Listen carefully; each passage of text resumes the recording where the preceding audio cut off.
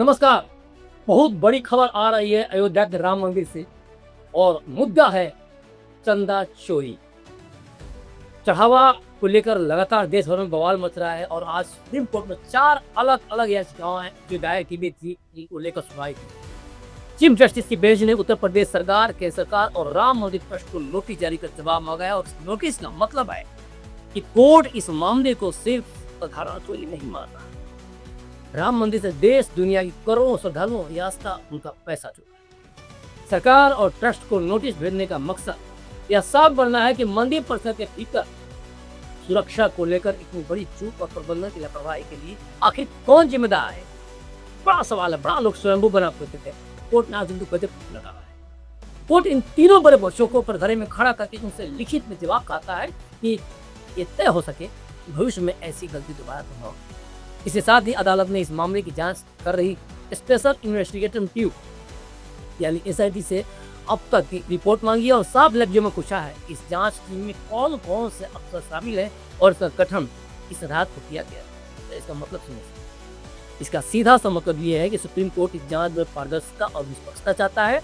जब किसी मामले में मंदिर प्रबंधन के अंदरूनी लोगों और बड़े पदाधिकारियों के नाम आने लगे तो यह अंदेशा बढ़ जाता है कि स्थानीय पुलिस या छोटे अधिकारी किसी राजनीतिक या प्रशासनिक दबाव में आ सकते। कोर्ट ने एसआईटी की पूरी कुंडली इसीलिए मांगी है ताकि वह खुद देख सके कि जांच करने वाले अफसर इतने मजबूत और स्वतंत्र हैं कि या जो किसी भी ये सुखदार व्यक्ति से बिना डरे पूछताछ कर सके, क्योंकि इंडिया में जो बहुत ही कॉमन चीज है, बड़ा आदमी है तो मामला दब जाता है।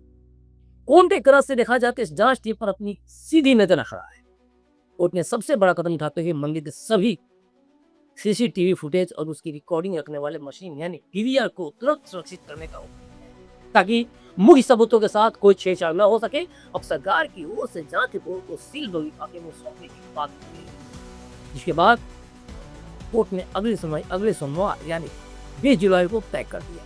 लेकिन कई बार लोग सोचते हैं कि अगर सब कुछ साफ है तो अगले लिफाफे में रिपोर्ट क्यों दिया। इसके पीछे देखिए जो बड़ी स्ट्रैटेजी रणनीति आप काम करते हैं। पहली कि अभी सिर्फ 8 लोग पकड़े गए हो और जांच जारी है। अगर जांच की जानकारियां मीडिया में लीक हो गई तो पर्दे के पीछे बैठे असली मास्टरमाइंड सतर्क हो जाएंगे और फरार हो सकते। दूसरी वजह है कि राम मंदिर एक बेहद सेंसिटिव संवेदनशील मुद्दा है, इसलिए अधूरी या जो अपुष्ट जानकारी है जिसकी पुष्टि नहीं हो पाई है बाहर आने से समाज में कई अफवाह न फैले। अब सबसे बड़ा सवाल है कि आखिर ये मामला सुप्रीम कोर्ट तक क्यों पहुंचा और ये नौबत क्यों मैं कर लेते जांच। योगी सरकार है, वहां मोदी सरकार है, भाजपा तो राम मंदिर के नाम पे ही सत्ता मर्जा काबिज है। देखिए राम मंदिर में जो पैसा देश दुनिया के करोड़ों श्रद्धालु श्रद्धा के साथ चाहते हैं ना, उसमें से बड़ी रकम चोरी होने की बात सामने आई। जब पुलिस ने इस पर कार्रवाई की तो कुल 8 लोगों को गिरफ्तार किया गया, लेकिन असली मौत तब आया जब पकड़े गए आरोपियों में कोई आम दिक्कत नहीं बल्कि मंदिर के अंदर के ही असुखदार लोग निकले। इनमें मंदिर ट्रस्ट के पूर्व महासचिव चंपत राय की करीबी रामशंकर यादव और टिन्नू यादव और चढ़ावे की गिनती करने वाली टीम के प्रभारी सुहास श्रीवास्तव जैसे बड़े नाम शामिल। आज इन सभी आरोपियों की पुलिस रिमांड खत्म हो रही है और पुलिस मुख्य चेहरों की और 7 दिन की रिमांड मांग रही है ताकि सच उगलवाया जा सके, क्योंकि इस मामले के तार सीधे मंदिर प्रबंधन के अंदरूनी लोगों से जुड़े दिखे। इसलिए याचिकाकर्ताओं को डर था कि स्थानीय पुलिस किसी बड़े प्रशासनिक दबाव में आ सकती है और सीसीटीवी जैसे अहम सबूतों को तकनीकी की खराबी का बहाना बनाकर मिटा ले सकती होता है। कोर्ट की चिंता जायज थी और इसी वजह से वे सीधे सुप्रीम कोर्ट। और देखिए एक बात समझ लीजिए कि सुप्रीम कोर्ट का जांच अधिकारियों के नाम और टीम की बनावट मानना महज एक कानूनी प्रक्रिया नहीं हो, बल्कि इसके पीछे एक बड़ी रणनीति है जिसके बारे में बताया जाए।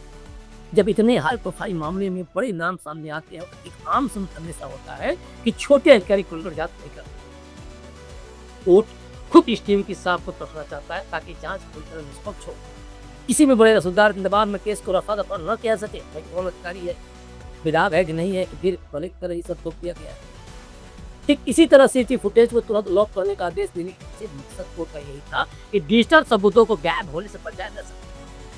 कानून की भाषा में इसे साक्ष्यों का संरक्षण है, जिससे यह सुनिश्चित हो गया कि अब कोई भी डेटा डिलीट होने का बहाना नहीं बना पाएगा।